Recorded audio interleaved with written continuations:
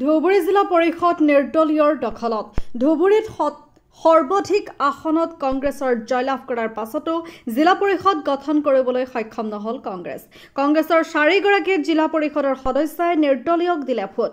ধুবুৰীত জিলা পৰিষদ গঠন কৰিবলৈ গৈ মুখ ঠেকেচা খালে কংগ্ৰেছ দলে। AIUDF দলৰ সমৰ্থনত জিলা পৰিষদৰ সভাপতি পদত নিৰ্দলীয় প্ৰাৰ্থী ফৰিদা ইয়াছমিনক নিৰ্বাচিত কৰা হয়। কংগ্ৰেছৰ 4গৰাকী সদস্যই জনালে সমৰ্থন। নিৰ্দলীয় দখল কৰাৰ পাছতে মিঠাই বিলাই আনন্দ উল্লাস AIUDFৰ কৰ্মী। News x report ATV digital. এই পবিত্ৰ দিনত প্ৰথমতে মই আনন্দিত হৈছো যেহেতু মই নেতৃত্ব লৈছো। আমাৰ AIUDFৰ 3জন সদস্য আছিল, ইণ্ডিপেণ্ডেণ্ট এজন আছিল। আমি 4জন লৈ আৰম্ভ কৰিছিলো বিজেপি। আজি তেখেতৰ পাৰ্টিৰ পলিচি তেখেতসকলে আজি যে সভা হল এই সভাত প্ৰেজেন্ট নাছিল তেখেতসকলৰ পাৰ্টিৰ পলিচিৰ কথা। দ্বিতীয়তে আমাৰ 3জন আৰু ইণ্ডিপেণ্ডেণ্ট এজন। ইণ্ডিপেণ্ডেণ্ট আমাৰ প্ৰজেক্টেড কেণ্ডিডেট। এতিয়া আমি ভোট পালো 8টা, কংগ্ৰেছে পালে 7টা। ইয়াৰ হল কোনো ইয়াত হৰ্চ ট্ৰেডিং হোৱা নাই। উইলিংলি সদস্যসকলে ভোট দিছে। ইয়াৰ কাৰণ হল জয়বেলি কংগ্ৰেছৰ জিলা পৰিষদ আছিল, বহুত দুৰ্নীতি হৈছিল, ডেভেলপমেণ্ট হোৱা নাছিল। আৰু এইবাৰ যেহেতু ৰকিবুল হুছেইন ডাঙৰীয়াৰ সাংসদ, তেখেতে মেম্বাৰৰ প্ৰতি যি অন্যায় অবিচাৰ কৰিছে, যি কথা বাৰ্তা কৈছে, তেখেতসকলে যোগাযোগ কৰিছে আমি কংগ্ৰেছৰ বডি হ'ব নিদিওঁ, আমি উইলিংলি দিম।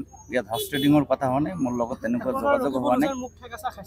100% তেখেতৰ কাৰণে হৈছে। তেখেত য'তে যাব তেনেকুৱাই হ'ব। এজনকৈ মেম্বাৰ 30,000 ভোটৰ প্ৰতিনিধিত্ব কৰিছে, জিকিছে। এই মেম্বাৰসকলক মোবাইল কাঢ়ি লৈছে, গৰু ছাগলীৰ কৈ নিচিনা। হাজবেণ্ডক ৱাইফৰ লগত লগ কৰিব দিয়া নাই, ৱাইফক হাজবেণ্ডৰ লগত লগ কৰিব দিয়া নাই। 1.5 মাহ ধৰি ঘূৰাই ফুৰাই লৈ আছে। এই মানুহখিনি তেখেতৰ প্ৰতি বিতৃষ্ণ হৈ এইখিনি কাম কৰিছে। 4জনে দিছে, ৰাইজৰ দল আমাক দিয়া নাই। বিজেপিটো এবচেণ্ট। ৰকিবুল হুছেইন ডাঙৰীয়া এইটোৱে ক'ব বিচাৰিছিল, তেখেতে এতিয়া মেচিউৰ্ড পলিটিচিয়ান হয় নে নহয়। আৰু ৱাজেদ আলী চৌধুৰী ডাঙৰীয়া আৰু সোবানে সেইদিনা ফাৰ্ষ্ট মিটিং যেতিয়া কেঞ্চেল হৈছিল, সেইদিনা কৈছিল মই অংক বুজি নাপাওঁ।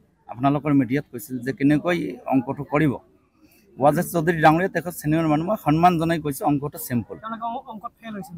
100% চিম্পুল অংক। আমাৰ 3টা আৰু ইণ্ডিপেণ্ডেণ্ট এটা যাক প্ৰজেক্ট কৰিছে 4টালৈ আমি জিকিলো। ইয়াত আৰু অংকৰ কি বুজাত আছে। আপোনালোকৰ সভাপতি উপসভাপতি কোন আছে বৰ্তমান? আমাৰ ফৰিদা ইয়াছমিন মিয়া, তাই হল আমাৰ জিলা পৰিষদৰ সভানেত্ৰী পদৰ কাৰণে নিৰ্বাচিত হল। কাৰ্যভাৰ কালিৰ পৰা ল'ব। এতিয়া প্ৰচিডিঙত লিখা হল, অলৰেডি ডিক্লেয়াৰ হৈ গৈছে।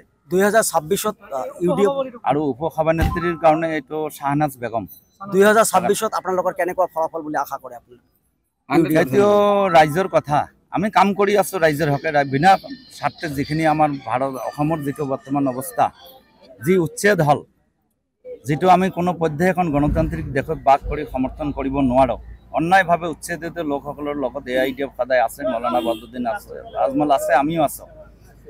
নিশ্চয়কৈ অসমীয়া অহা 26 বিধানসভা নিৰ্বাচনত ৰাইজে AIUDFৰ প্ৰতি ভাল মনোভাৱ আনিব আৰু ইনশাল্লাহ আমাৰ 10-12জন বিধায়ক নহয়। এইটো মই ইমানখিনি ক'ব নোৱাৰোঁ। কংগ্ৰেছৰ পৰা সম্ভৱত হ'ব। সভাপতি আমাৰ মেইন আছিল, আমাৰ কেণ্ডিডেট সভাপতি। আমি সভানেত্ৰী জিকিছোঁ। উপ সভানেত্ৰী এখেতসকলে কাক প্ৰজেক্ট কৰিছে, কি কৰিছে আমাৰ। আপুনি বাৰু উমৰাহ কৰিবলৈ আগ্ৰহী নেকি? আলিফ উমৰাহ ট্ৰেভেলছে আপোনাৰ বাজেটৰ ভিতৰত আগবঢ়াইছে কেতবোৰ আকৰ্ষণীয় পেকেজ। আমাৰ পেকেজসমূহ হৈছে ছুপাৰ চেভাৰ 85,000ৰ পৰা ডায়মণ্ড 1,10,000লৈকে। এতিয়া আৰু অপেক্ষা কিহৰ? আজিয়ে 7002343617 নম্বৰত যোগাযোগ কৰক আৰু বুকিং কৰক আপোনাৰ পচন্দৰ পেকেজ। বিশ্বমানৰ সেৱাত অসমৰ ভিতৰত শ্ৰেষ্ঠ আলিফ উমৰাহ ট্ৰেভেলছ।